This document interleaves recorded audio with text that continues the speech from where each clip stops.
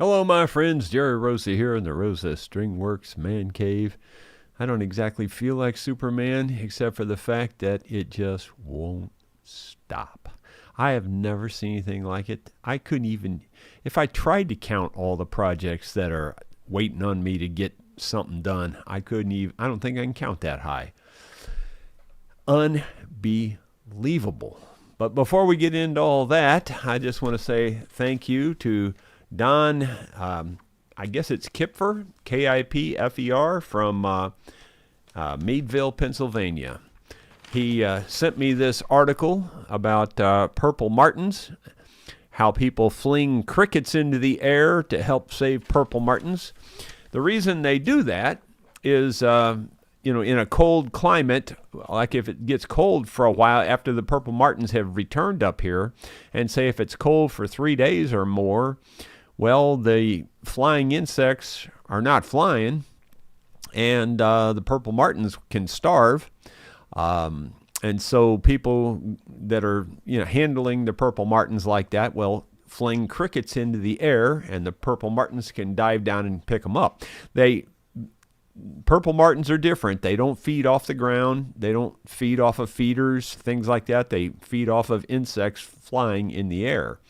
And anyway, I was aware of that. I knew people do that. In fact, I was more aware of flinging scrambled eggs in the air, believe it or not. That's what most purple martin, they call them purple martin landlords. Purple martin landlords fry up a bunch of scrambled eggs and then take a little spoon, like a plastic spoon, and flip them in the air like that, and then the birds fly down and get them. But anyway, I never have wanted to get that started here, because once you start something like that, the birds sort of become dependent on that. It's just like if you put a feeder out, your neighborhood birds become dependent on your feeder. And, when you stop feeding them, well, then they kind of suffer. So I've not gotten into doing that, and but it was an interesting article, and I enjoyed it. So thank you, Don, for sending that to me. I appreciate it. Let's see. We had a little controversy last night, right at the very end of the play-along, about Johnny Rodriguez. I knew I had read that he had killed someone, and sure enough, he did. He killed an intruder. Well, he thought it was the word they used was he thought it was a burglar, but it turned out it was an acquaintance. It was someone he knew, and he shot them as he thought it was somebody breaking into his house or whatever, and he was acquitted of murder in 1999. He also was and somebody has mentioned he had gotten in trouble about stealing a goat. Well, that article mentioned that also. But that was back when he was like 18 years old. Apparently he took the blame for it or something. I don't know what the story is on that part. I don't care. But anyway, that's what happened to Johnny Rodriguez. He did have an incident, and believe it what you want, but that's, I knew I had read that years ago, way before all this internet stuff. So, it was in 1999, so it was somewhere in that time frame, I'm sure, is when I remember it happening. Because it was on the actual news back then, before all the crazy hype type news that we have now. There's no such thing as news now. It's all political, one side or the other. You can't get anything that's non-biased anymore. Let's see. I did get the first auction guitar out there. What's really weird is I mentioned it last night that I had put it out there on the play along last night. I mentioned that I got the first auction guitar up on the auction site. But this morning when I looked at it, everything was gone.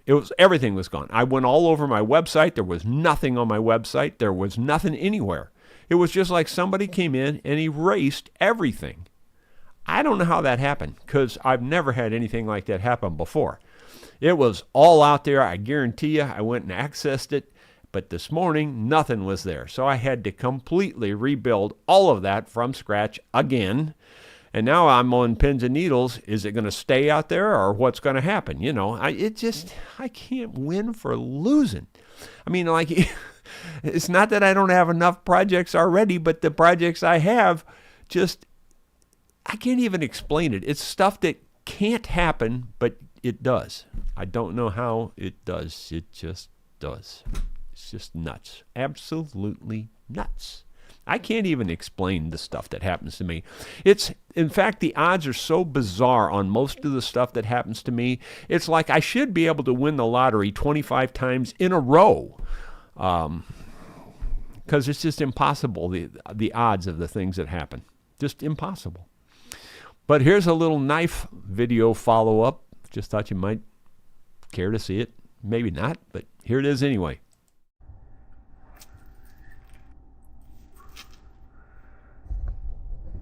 Oh, I thought I might as well do a little follow-up to see how the knife is still performing. Yesterday, Sue was cutting some kind of a vegetable. I think it was like a zucchini thing. And she was, I don't know how they do it. They push like this toward the blade with their thumb, with a paring knife, the way women do that. I don't know. It's not my way of doing it. She goes, I said, why don't you use this knife? And she goes, well, I'd cut my thumb off. She goes, I used it for cutting something the other day, and it really cuts good. Well, I've been using it for weeks now. Here's that plastic that's really hard to get through with a regular knife. So, it just cuts right through it. And I did sharpen it one time since the first time I showed you this, but it's been used a lot, and it just still cuts right through. Where I guarantee you, the stainless steel blades, they just don't cut through. So there you go. Believe what you want. Yep, believe what you want. No, I'm serious. If you haven't tried a regular high carbon steel blade, you don't know what you're missing. It's night and day different. Night and day. And the same way with my little folder knife. It's the same way. I hardly ever have to sharpen it now compared to the way it used to be. I used to have to sharpen it almost every day before when it had that stainless steel blade on it. Just is what it is. Utility room project. Where did this one come from? Well, my friends, this looks like a construction disaster area, and that's exactly what it is. This is one of the last rooms in the house that's been touched. We haven't done anything in here. This is the utility room, washer and dryer in here, the two big Lennox pulse furnaces that are in here. There's a file cabinet there, but anyway, yeah. This was where the old wood furnace was hooked up, and this was part of the old ducting for the wood furnace. All of that's going to go bye-bye now. Sue asked me to do this yesterday, and I said, I've got a whole lot going on. I got the auctions, I got, I'm so far behind, I think I'm in front. I really just can't even name all the things I've got going on. But here I am, tearing it out, and no sooner than I hit my first hole in that, the phone rings. She's tore a big hole in the old tractor tire on the Ferguson, and honestly, it wasn't her fault. It's just an old tire and it just wore out, but it blew the back tire out and she barely got it to the shop in time. So now I've got to deal with a big tractor tire and all this. It's a whole lot of fun. It don't quit. It just don't stop. And here's what that looks like. Well, my friends, it never stops. This tire doesn't look flat, but it is. The only reason it doesn't look flat is because I have it sitting on a jack there that you maybe can see. Yeah, it blew out right in on the side wall here somewhere. I don't see it now. I don't know. It blew out here somewhere on the sidewall. Here, right here. Big old hole there. The fluid, if you don't know, these big tires are usually filled with fluid, and the fluid was running out. It just doesn't quit. It really doesn't quit. So I don't know if it's worth fixing these or trying to fix them or just get new tires. This one actually looks newer than the other one. Oh, that looks bad. It looks like there's a rock crammed right in there. But I don't think this tire's as bad. It looks newer than this one. This one looks a lot older, dry rotting and everything. So we'll probably just get one tire and put on here, I guess, because I don't think it's hardly worth trying to fix a sidewall brake like that. All it takes is money. I'm made out of it. I burn $100 bills just for firewood. Oh, that's the way it feels. It feels like I'm burning $100 bills for firewood, the way stuff is going around here. It's nuts. It's just nuts. And with this auction thing on top of it, like I need this auction thing like I need a hole in my head.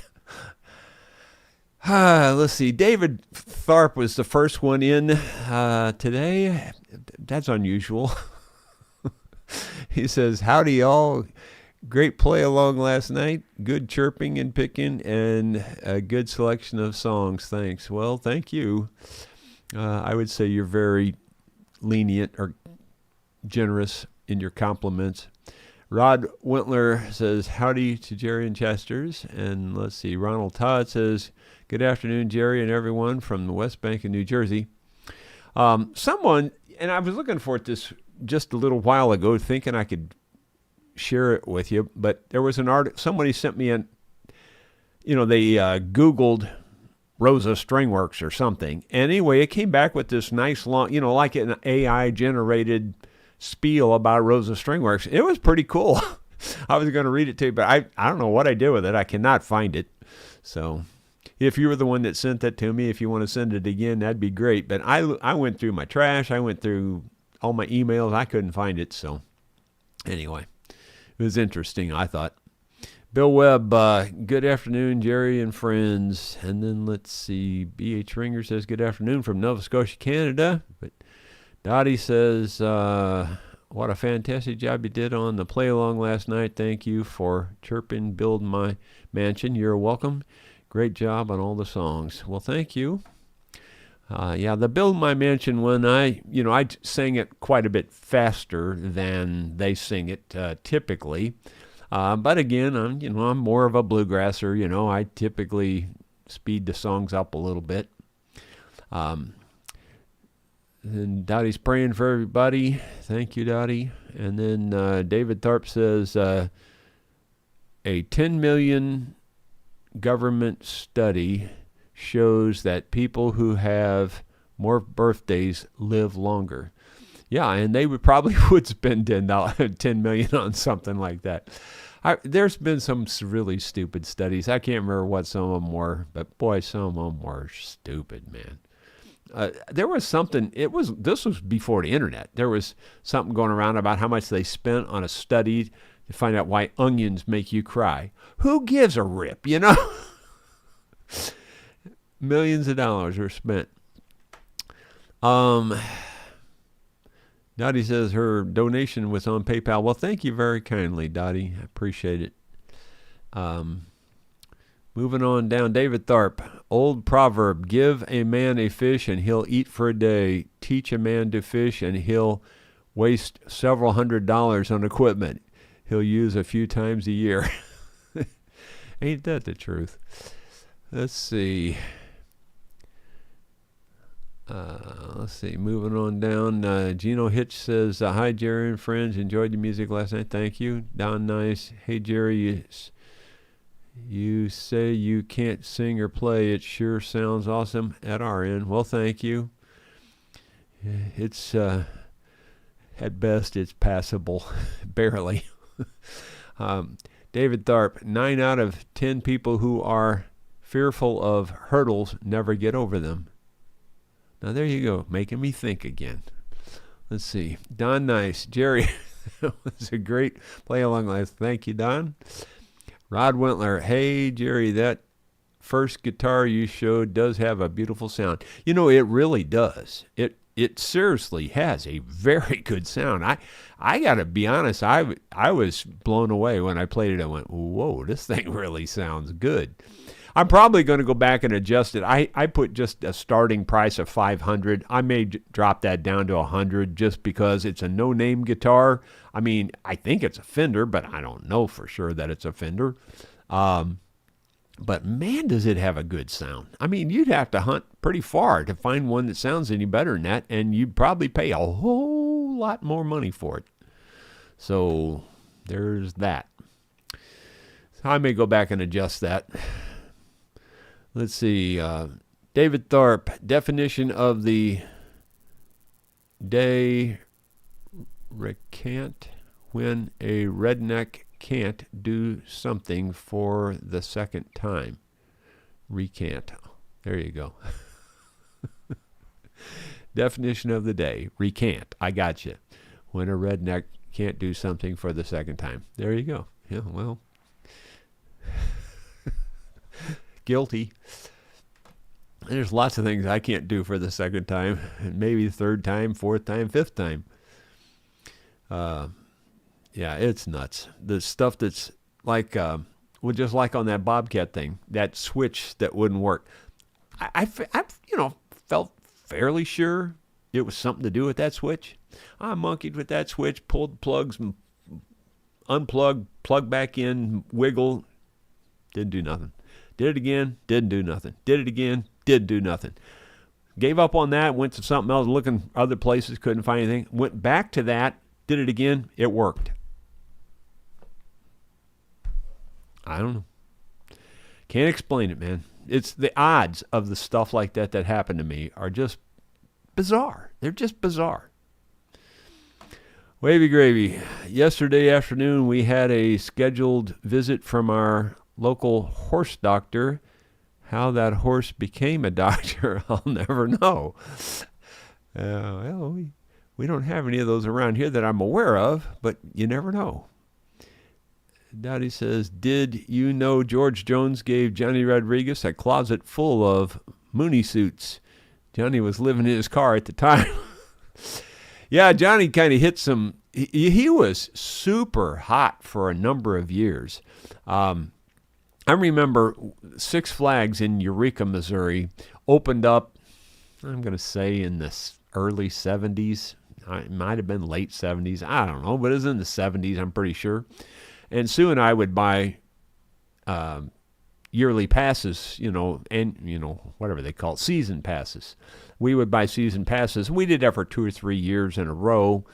And one of the things that you got with those season passes was when the entertainers came in, you got to go see them. Well, we got to see Johnny Rodriguez right when he was really hot at that time. I don't remember exactly what years it was. It might have been later than that, but it seemed like it was in the 70s to me.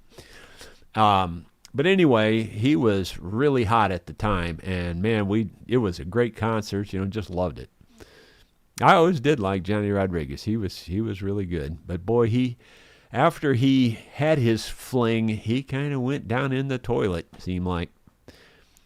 Brian Biscup. Good afternoon from Brian Biscup, Elgin, Illinois. Did you ever refrigerator make ice for you? Well, the refrigerator, the upper ice maker, it still isn't working. I just gave up on it. I just get sick and tired. I can make it work if I go in there and spend 2 or 3 hours and get it completely defrosted, and it's a bear to defrost that sucker. It's not made where you can get to it to defrost it right. It's the biggest piece of engineering crap that anybody ever designed on the face of the earth. It's just ridiculous. And so, if you spend that kind of time, and it takes that much time, you will not get it done quicker. I blow heat in there and everything, and it just takes forever to get it to thaw out. But if you do that, it'll start working again. Well, the bottom, but fortunately, it does have a second ice maker down on the bottom. And that one's giving me trouble too, but not near as often and not near as much. So the bottom one is still working, but we just gave up on the upper one. And the upper one's the one that you fill your glasses with and stuff. It would be the one that you would like to have working. All I can say is go ahead and get you a Samsung refrigerator and just enjoy the heck out of it. You'll love it. Piece of junk. Let's see. Moving around. David Tharp, wife, if a tiger attacked me and my mother at the same time. Which would you save? Husband. The tiger, of course. There's not many of them left. Let's see. He's now in the ICU. Let's see. Sidecar Bob, you can find how old the tractor tires are by the date codes. Yeah, probably could, but it won't change the condition, so I don't much care. Though I guess I could know for the other side, but even the other side looks so much better. I'm not worried about the other side, so again, I don't care. Let's see. Ronald Todd, AI, Bob, gremlins everywhere. Yeah, that could be. Yeah, I think he's in there on that where you saw me tearing out that flue for the old wood furnace. I thought, it used to go all the way through the roof outside. Well, when I had the building re-roofed, which it's 96 squares. If you've never had a building re-roofed and you don't know what that means, it's 9,600 square feet. And that's a huge roof. That's a huge roof. So before they came out to roof it, I tore that chimney, because I knew we weren't going to use it in the house anymore. I tore the chimney down below the roof line so that they could cover that hole over and roof over the whole thing. Well, it was a long time ago, and I didn't remember how much of it I had tore out. Well, sure enough, when I started tearing it out in the utility room, there's 3 layers above the ceiling in there that just getting ready to fall. As I was tearing it out, I look up in there and I go like, oh my gosh, there's three more big, those things are heavy too. So before I tear out any more, I guess I'm going to have to get up in that dang attic and bust those out. Otherwise, it's going to come all crashing down, and that ain't going to be pretty in there. So I don't know how I'm going to deal with that. If I could get my Bobcat in there, I'd just put the bucket under it and let it just fall into the bucket. I wouldn't care. Did you ever hear it's not easy being me? Let's see. Move down. Oh, it's terrible. David Tharp, visiting Rome after 5 minutes, I realized my morning walk was in ruins. Oh, you are sick, David. You're sick. Scott Roberts, if you're ever being chased by a pack of taxidermists, whatever you do, don't play dead unless you are Bob. Yeah, that would not be a good idea. Let's see. I have a refrigerator that the top doesn't make ice, but I use the bottom for ice. It's a Samsung like yours. There you go. Isn't it wonderful? You can buy a Samsung and be instantly transported in time back to before refrigerators could make ice cubes. It's just amazing. It's a time machine. You're buying a time machine. Cup of Cool. Mr. Rosa, my question is, do you like your refrigerator? Is that a trick question or what? Let's say this. I really can't tell you how I feel about the refrigerator and be totally honest, because I'd be banned off of YouTube. David Tharp, I heard that someone has cloned an ancient water buffalo. I think they call it a Xerox. Oh, now you're stretching, David. You're going out a little too far there. Let's see. Ronald, Jerry, what do you do when you're resting? Mostly, believe it or not, I'm sitting there ordering stuff to fix stuff. That's what I'm doing most of the time while I'm resting. I'm not kidding you. And I'm also going, all right, well, that's, that problem in the attic now, with those blocks up there. Is there another way I could handle it? I'm sitting there thinking about those things. That's what I do. I don't rest. That's all I do. I'm not making it up. That's all I do.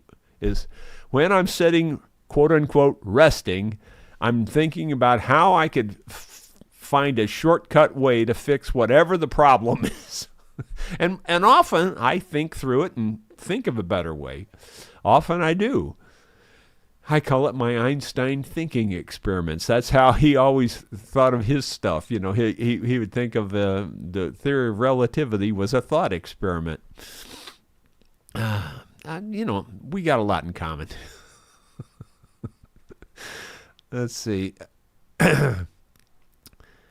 Let's see. Scott Roberts. By the way, Jerry, your retirement song was the first one played on KYAC in Oregon, 6 p.m. this morning. 6 Pacific Standard Time this morning. The boss loved it. Well, that's cool. That's cool. I knew I got your text, but when I got up early this morning, I started working on the auction because I knew it wasn't out there. So I didn't see your text until 8:30 my time, which is about 30 minutes after you would have played it. So I didn't bother checking it out at that point. But thank you for playing it. Simon Jardine, did you all know the Star Wars character Yoda has a second name? I'll never get this one right. Leedy head he ho. I'll get my coat, guys. I'm going to have to just let that one go right over the top right there, because, sorry. First of all, I don't know much about Star Wars. I mean, I know what it is, and I know some of the main characters, but I never followed it very close. I've watched a couple of them, but probably the first couple. Let's see. Sidecar Bob, 3 days until the mold removal cruise comes. Well, good luck with that. Rod Wentler, Jerry, my Samsung fridge was also useless piece of beep, beep, beep, beep, beep, beep. Yep. Yeah, I think everybody should have one.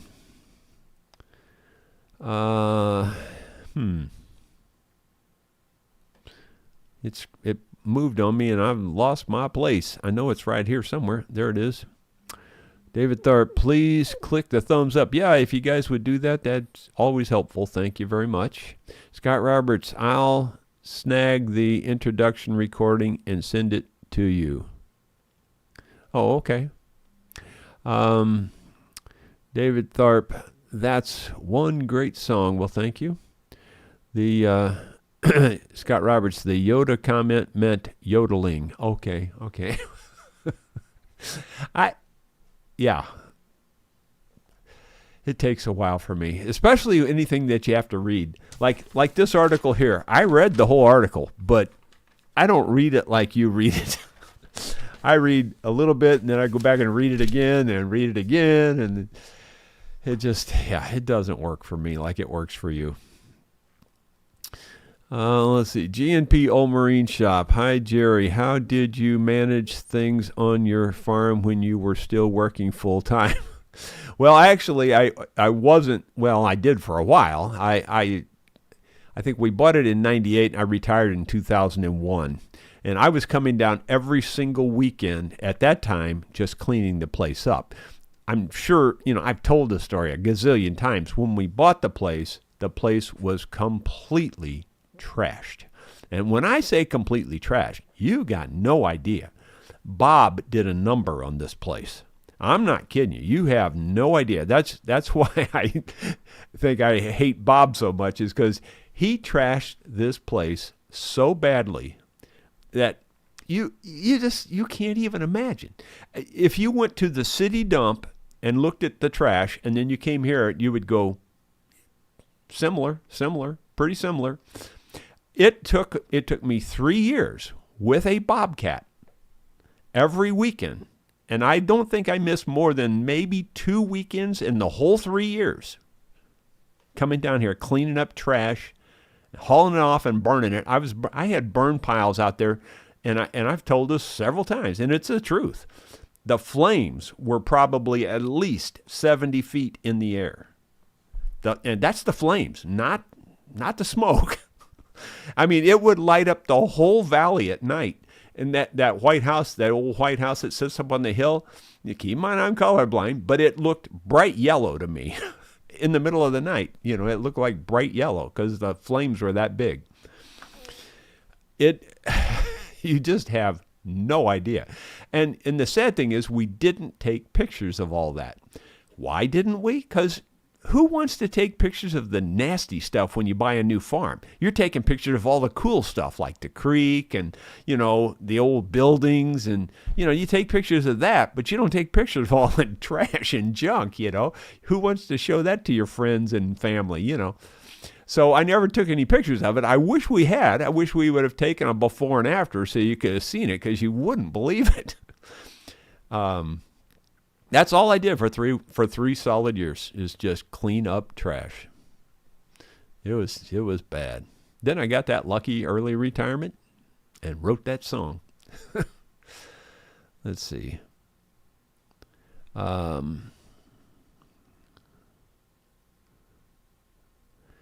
Let's see, David Thor, what a work ethic. Well, it was the only way I could afford this place was because it was trash. So in that regard, Bob did me a favor. If you look at it that way, he did me a favor because that's the only reason, and I promise you, that's the only reason it didn't sell to the first person that looked at it. It was so trashed. Most people would look at it and would go, oh my gosh, you know, and just kind of, yeah, well, that's nice to look at. I'll see you later, you know, that kind of thing. But as soon as I pulled through the gate, well, the very first thing that happened when I pulled through the two pillars, you know, those big white pillars that are at our front entrance, we barely got through them. And right there by the spring house, a mother turkey and a bunch of little baby chicks following her walked right across the driveway right in front of us down the hill past the pond. I go, I'm buying this. As soon as I saw that, I said, I'm buying this. But the weeds, I am not exaggerating, the weeds sitting on the tractor. You know, you're already, 4 feet off the ground when you're sitting on the tractor seat, maybe 5 feet off the ground, and then you got your extra couple of feet. The weeds were taller than my head. The briars were coming over like this. I'm leaning like this, trying to drive the tractor to keep the briars from eating me alive. That's how tall the weeds and then it just trashed everywhere. I found a whole tractor in those weeds. I winched it up on my trailer. This was before we moved down here, you know, so I was only down here on weekends. I winched it up on the trailer, drove it home, and I had it running in 45 minutes. It was a whole tractor. I bet they didn't even know what was sitting there, and the weeds were so tall. You know what I'm saying? You just have no idea how bad it was. And every year for the first 3 years, every single year for the first 3 years, we killed more than a dozen copperheads every year.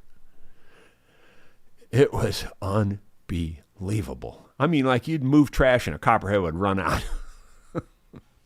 It was not the place you wanted to be if you were a little bit squeamish of snakes, especially poisonous snakes. Oh, that reminds me. Doggone it. Sue sent me a picture.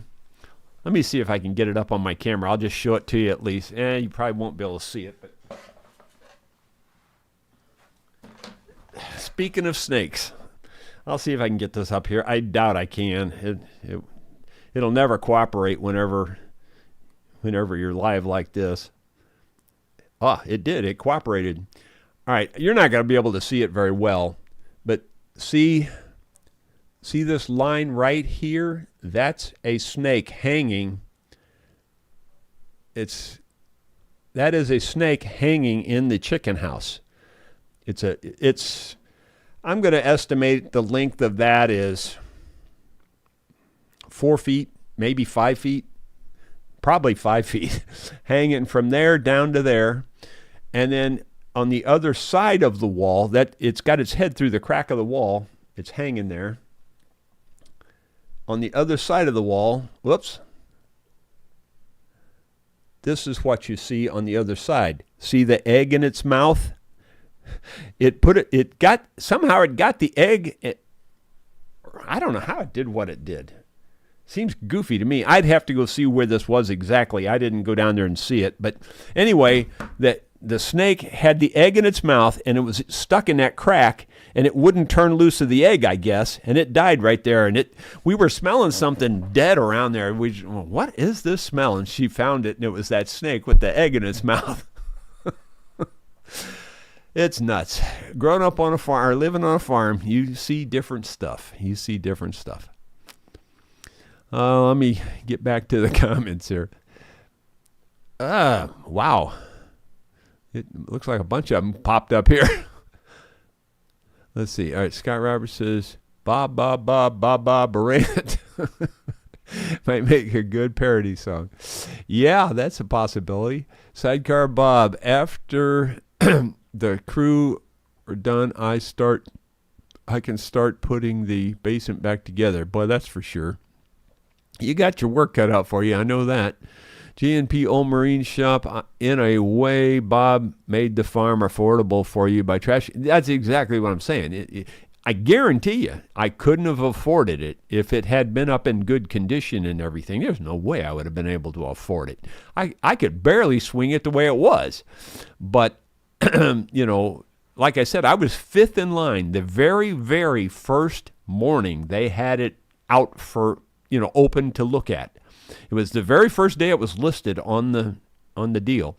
Well, actually, they listed it the afternoon the day before, but they were showing it the next morning, and I was the fifth person to see the place up for sale, and there were 4 cars down the driveway lined up in front of me, and we all waited our turn to talk to the realtor, and so I got there at 9 in the morning, and it was, I don't know, 1 or 2 in the afternoon by the time I actually got to talk to the realtor, and I ate the guy alive.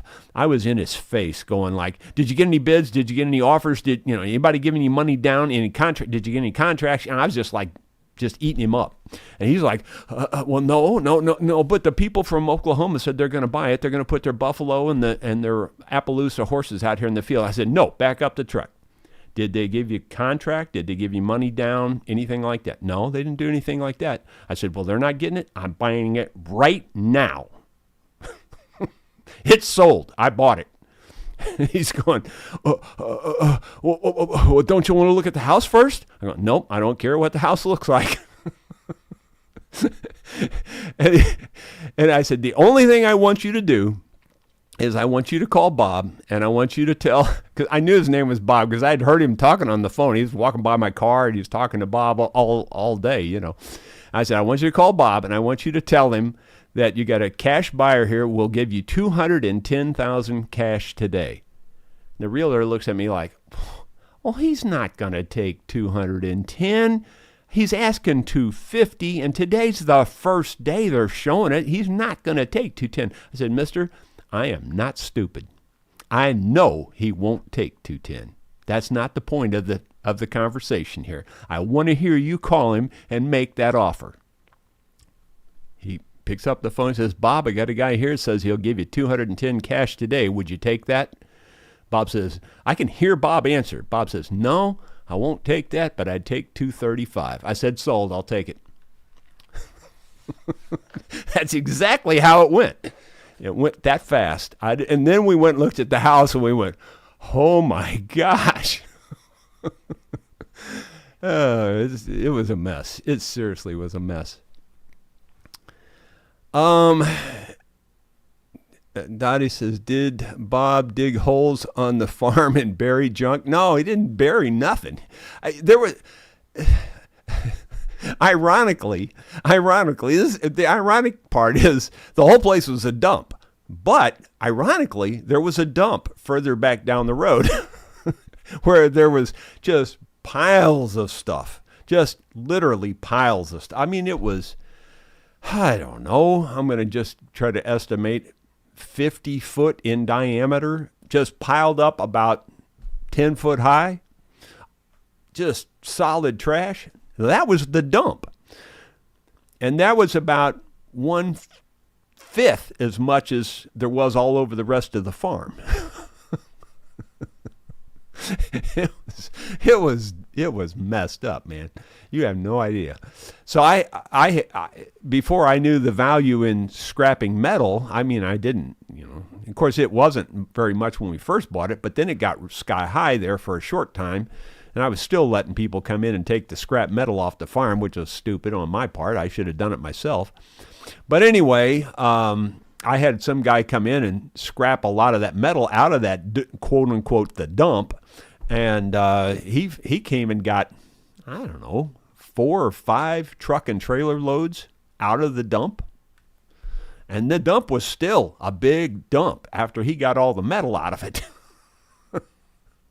It was a mess, man. You just have no idea. Simon Jardine. Other than they were famous for T-shirts, Jerry, I'd no experience of the Grateful Dead band. Jerry, a Southern rock style band. Are you fan of that style of music? Well, I know who the Grateful Dead were. I didn't follow them at all. I wouldn't even be able to name one song that they did. Now that the guy that played mandolin, again, there goes a name thing. I know it's David Grisham or Grissom. David Grissom, I think. He played the mandolin, or I don't know that he played it in Grateful Dead, but I know he played mandolin bluegrass style, and I've heard him play and stuff, but that's it. Only in the bluegrass genre, not in the Grateful Dead genre, if you will. And Dave Grissom, or whatever his name is, he was pretty good musician. Doug Pastuck, thanks for doing Kentucky Waltz. You're welcome. I'll do it. We're going to probably, if somebody asks us to do it next week with the band, and I think we will, because I think I can do it better with the band. That's not a simple song to sing, especially as high as it was. And I had it a little too high, but again, that's one of the very few songs. There's only about 2 or 3 songs I can think of that I'm going to play them or do them in the key I can play them in. That's one of them. Highway 40 Blues is another. That's not a simple song. And I'll tell you another one is If We Make It Through December. All 3 of those songs, well, and another one's Redwood Hill. All of those songs have so many chords. Now, Kentucky Waltz don't have all that many chords. It's just that I learned to play it there, and I play lead on it, and I won a lot of mandolin contests playing that tune in that key. And so if I'm going to play that tune, I'm going to play it in that key, just the way it is. But that's not the norm. The norm is you always do the song in the key that you can sing it in. But there's about 4 or 5 songs that I'd kind of break that rule. But the other songs, honestly, I can sing those songs fine in those keys. But Kentucky Waltz is the exception there. Wavy Gravy, where did old Bob go after he sold you the farm? Well, he moved to a house in the actual town of Newburgh, and he was, I don't know, he was quite a shyster. I don't know all the story after that. I really don't. But he moved down there for a while. His wife died shortly after they moved down there and into that house. And then he died, I don't know, quite a few years ago now, but he lived there quite a while. Let's see. G&P Old Marine Shop, was the tractor a Hoyt Cladwell? Is that some tractor that was like on Green Acres or something? I don't know. I've never heard of a Hoyt Cladwell, but that would remind me, that would sound like that would be the tractor that would have been on Green Acres or something. Wavy Gravy, old Bob once won a plaque for the guy who had the most plaque on his teeth. That wouldn't surprise me at all. But seriously, if his mouth was moving, he was lying. Just period. That's all he knew how to do. Dottie says, since Sue helps make projects for you, maybe put her on restriction for a couple of months. Well, that's what I told her. Today I said that. I said, can you just stop? I mean, like, just stop. Give it a rest. Because I can't keep up. I'm serious. It's nuts. Let's see. She goes, well, I don't do it on purpose. It's just an accident. I go, I know it's just an accident, but still, I can't keep up. She is obsessive compulsive disorder. She has that with mechanical gadgetry. She cannot leave something alone if it has a motor and it runs. She's got to be messing with it. That's just the truth. I'm not kidding.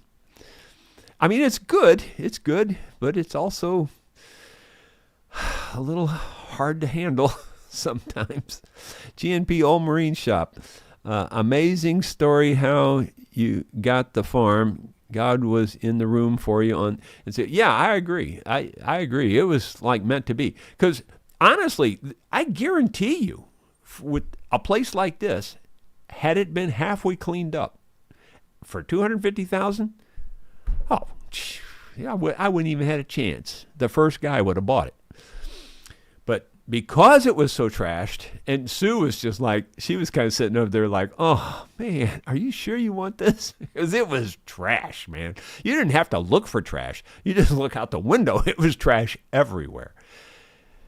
And in the machine shops, you know, where I did all the instrument repair, and in the metal shop now where I do most of my work now, I am not exaggerating. You could probably dig down 18 inches to 2 feet before you would find the concrete floor. Not kidding. It was that trash, just like a hoarder. It was messed up, man. And then the other ironic thing, and I've told this before too, but it's ironic. It's 100% true. Now, it might be that he just bought them real recently because he was getting ready to sell the place. I don't know, but he had, I'm going to say, maybe as many as a dozen brand new, large capacity galvanized trash cans. They were sitting all over the farm, everywhere. Not a thing in any of them. They were brand new trash cans sitting around everywhere. And he probably bought those thinking he was going to clean up the place. I'm thinking, buddy, I used a Bobcat and dump trailer, and it took me 3 years. I'm sorry, those little trash cans, while that's a nice idea, they're not going to get that done. It will be lots of work, but I'm looking forward to it. There will be improvements made. Yeah, well, that's for sure. That's the time to make them because you got it all cleaned out now, so it's time to get serious about it if you're going to put it all back. GMP Old Marine Shop. Bought my house too, Jerry, sight unseen, didn't care, just wanted it in 2003. Yeah. Well, this one was a situation where I wanted the land because of where it was located. It's surrounded by Mark Twain Forest. There's no neighbors, you know. Well, I got one neighbor that you know. But other than that, there's no neighbors. And I thought just the location alone is why I want to buy the place. So I didn't really care. If the house was trashed, I would just build a new house, you know. And in hindsight, that would have been a smart thing to do with as much firewood as I have to cut to heat this place. But on the other hand, I think that's what's kept me in condition. I truly believe it. David says, it sure is a beautiful place now. Yeah, well, I truly do wish we had the before and the afters. You wouldn't believe it. Pete Repeat says, hi, Jerry, and chat forum from Sydney, Australia. Well, cool, Pete. Glad you're here. Joe, please turn off Florida humidity. Yeah, no kidding. That's what we have here. GMP Old Marine Shop. Yes, Green Acres. Okay, I had a feeling that's probably where it came from because I don't remember that specifically, but it just sounds like something that would have fit on there. Scott Roberts, Sue has OCD. I have a CDO. I like my letters all in a row in order. Yeah. Well, I've said it 1,000 times. Sue is the only person I know, and you can believe what you want, call it a brag, call it whatever you want to call it, but she's the only person I know that works harder than I do. She does. She works harder than I do. I feel guilty sometimes when I sit down and rest because she never does. It's unbelievable. You talk about the Energizer Bunny. She's like the Energizer Bunny on steroids 100 times over. It's crazy. Well, anyway, guys, I'm going to let that be it. I'll probably release that little short video clip that I put in yesterday's vlog. I'll probably release that later tonight if I get around to it, if I can find 5 minutes to do that. But otherwise, I'll see you on Monday with something else. Hopefully not more projects. See you then.